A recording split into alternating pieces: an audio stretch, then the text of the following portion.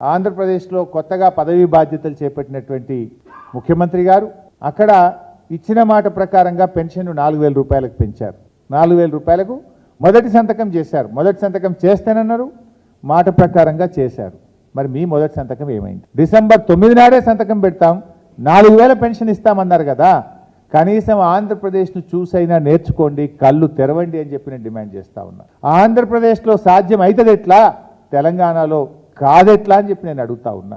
ఇవాళ మీరు అక్కడ ఆంధ్రప్రదేశ్లో మనం చూసాం, పత్రికలు చదివాం మేము, 3 నెలలు retrospective effect, April May June నెలలకు సంబంధించిన 1000 రూపాయలు కలిపి, జూన్ నెలలో ఇచ్చే 4000 కలిపి 7000 రూపాయల పెన్షన్ అవ్వాతాతలకు ఒకేసారి ఇస్తున్నాం అంటే పాత 3 నెలలు కూడా ఇస్తాం అని పాత 3 నెలలు కలిపి ఇవాళ 7000 రూపాయల పెన్షన్ను అక్కడ అవ్వాతాతలకు అందిస్తూ ఉన్నారు.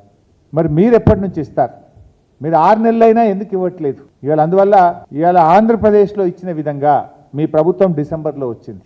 డిసెంబర్ నుంచి ఇప్పటికి 6 నెలలు గడిచిపోయింది. అంటే 6 నెలల 12,000 రూపాయలు ప్రతి అవ్వాతాతకు, రాష్ట్రంలో వృద్ధులైన పేదలకు, ఆసరా పెన్షన్దారులకు ఒక్కొక్కరికి 12,000 రూపాయలు ఈ కాంగ్రెస్ ప్రభుత్వం బాకీ పడ్డది. ఆ 12,000 ప్లస్ ఈ జూన్లో ఇచ్చే 4,000 కలిపి 16,000 రూపాయల పెన్షన్ డబ్బులు ఈ ఆసరా పెన్షన్దారులకు ఇవ్వాలని చెప్పి బీఆర్ఎస్ పార్టీ పక్షాన్ని డిమాండ్ చేస్తున్నాం. పక్కన ఆంధ్రప్రదేశ్ ఇచ్చినప్పుడు మీరు ఎందుకు ఇవ్వరు? ధనిక రాష్ట్రం అన్నారు కదా, మరి ఎందుకు మీరు 16,000 ఇవ్వరు? ఆంధ్రప్రదేశ్ ఇలా పాత బకాయిలతో కలిపి ఇవ్వగలిగినప్పుడు మీరెందుకు వెనకడుగు వేస్తున్నారు?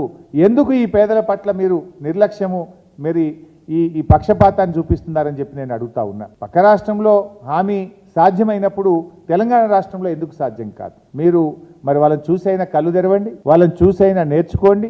మీరు తక్షణమే ఆ 6 నెలల పెన్షన్ బకాయిలు మరియు ఈ నెల నుంచి 4,000 రూపాయలు కలిపి అవ్వాతాతలకు ఇవ్వాలని చెప్పి మేము డిమాండ్ చేస్తూ ఉన్నాం.